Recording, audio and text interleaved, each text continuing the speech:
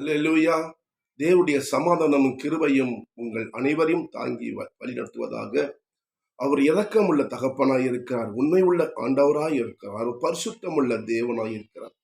தேவ ஜனமே, நாம் ஒன்றும் கொண்டு வந்ததில்லை, ஒன்றும் கொண்டு போகிறது ஒன்றும் இல்லை. இந்த பூமியில வாழ்ற நாள் இது என்னது ஒன்னிது என்ற ஆசைகள் தவிர நாம் ஒன்று என்ன செய்ய முடியும்? எல்லா ஆசைகள் இருக்கிறது. ஆம் தேவ பிள்ளைகளே, எல்லாருக்கும் இது வேணும் அது வேணும். வண்டியில போறவனுக்கு காரு வேணும், கார்ல போறவனுக்கு பிளேன் வேணும். அது மாதிரி சில ஒவ்வொருத்தரும் ஒரு ஆசை இருக்கிறது. நாம் வாழ்வது கொஞ்ச காலம். எவ்வளவு வருஷம் வாழ போற? 100 வருஷம் வாழ போறியா? இல்லவே இல்லை. எவ்வளவு நாள் வாழ்றோம் என்று நிச்சயம் அந்த வாழ்க்கையை நாம் வாழ்ந்து கொண்டிருக்கிறோம். நம் ஒவ்வொருத்தரும் கர்த்தருக்கு பயந்து, முதலாவது ஆண்டவர் நம்மளுக்கு கொடுக்கப்பட்டது ஒரு தாய் தகப்பன. இன்னைக்கு தாய் தகப்பனை கொண்டு போய் ஹாஸ்டலையும் ஆசிரமத்திலையும் ரோட்டிலையும் பிச்சை எடுக்க விடுறாங்க. இது சரியா? இது நியாயமா? இது நீதியா? யோசிங்க தேவ பிள்ளைகளே. பேரு கிறிஸ்தவனை இருக்க வேண்டாம். நிச்சயமா சொல்றேன், உண்மையை சொல்றேன்.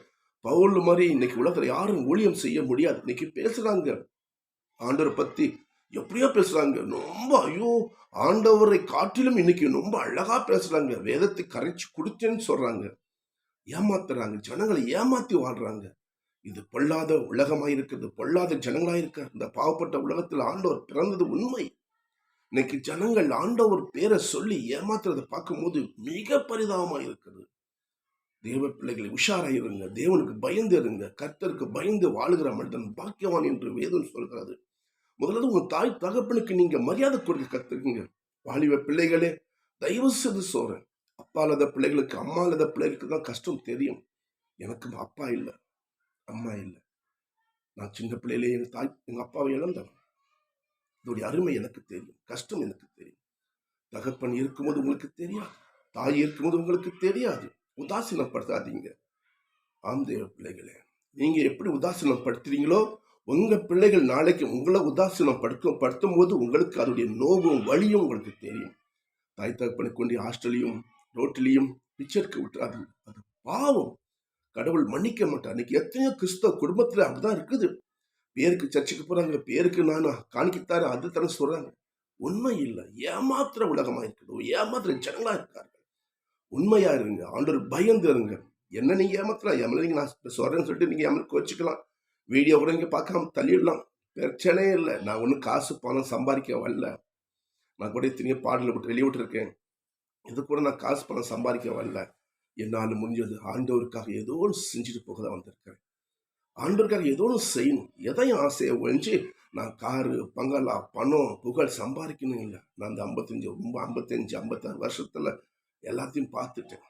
ஒன்றும் நிரந்தரம் இல்லை, ஒன்றும் நிரந்தரம் இல்லை. உலகத்துல ஒன்றும் நிரந்தரம் இல்லை. எவ்வளோ ஜனங்கள் வந்தாங்க, ஆடினாங்க, பாடினாங்க, ஓடி போனாங்க. நான் தமிழ்நாட்டில் ஒரு சின்ன குக்கிராமத்தில் பிறந்தவன் தான். எனக்கு எல்லாத்தையும் பார்த்துட்டு வந்தவங்க. நான் சுத்தாத ஊர் இல்லை, போகாத ஊர் இல்லை, போகாத கோயில் இல்லை, போகாத இடம் இல்லை. எவ்வளோ ஜனங்களை பார்த்துட்டேன். சின்ன பிள்ளைலேருந்து வயசானவர் வரைக்கும் நான் பழகியும் பார்த்துருக்கிறேன். எல்லாருடைய குணங்கள் நான் புரிஞ்சிருக்கிறேன். ஏமாத்துறாங்க. ஆனால் இப்படி செய்யாதீங்க. ஒரு நாள் நிச்சயம் முடிவு உண்டு, மரணம் உண்டு, மரணம் உண்டு, மரணம் உண்டு. நீ இல்லை, நான் இல்லை, தப்பிக்க முடியாது. நியாயம் உண்டு, தீர்ப்பு உண்டு. நியாயம் செய்கிற, நீதி செய்கிற நியாயாதிபதி நம்மளை கண்ணோக்கி பார்த்து கொண்டிருக்கிறார். தேவனுக்கு பயந்து வாழுங்க, தாய் தகப்பனுக்கு பயந்து வாழுங்க, கீழ்ப்படிந்து வாழுங்க. அதான் முதலாவது கட்டளையா இருக்கிறது. தேவ பிள்ளைகளே, என் மேல கோபப்பட்டோம், என் மேல வருத்தப்பட்டோம், எந்த லாபம் இல்லை. யோசித்து பாருங்கள், சிந்தித்து பாருங்கள். கர்த்தர் உங்களை ஆசீர்வதிப்பார். யோசிங்க, சிந்தித்து பாருங்கள். நீங்க செய்யற தவறு தான் நாளைக்கு உங்க பிள்ளைகள் செய்யும். யாரும் ஒன்றும் வித்தியாசம் இல்லை. தமிழில் சொல்லுவாங்க, வில்லேஜில் மின்னுக்கு ஏறு எப்படி போதோ பின்னுக்கு வர ஏறு மாடு அப்படிதான் போகும். நீ மின்னுக்கு எப்படி போதோ பின்னுக்கு அப்படிதான் வருவாங்கன்னு சொல்லுவாங்க. அது உண்மை. நாம் ஒழுங்கா உத்தமா இருப்போம், முடிஞ்ச அளவுக்கு இருப்போம்.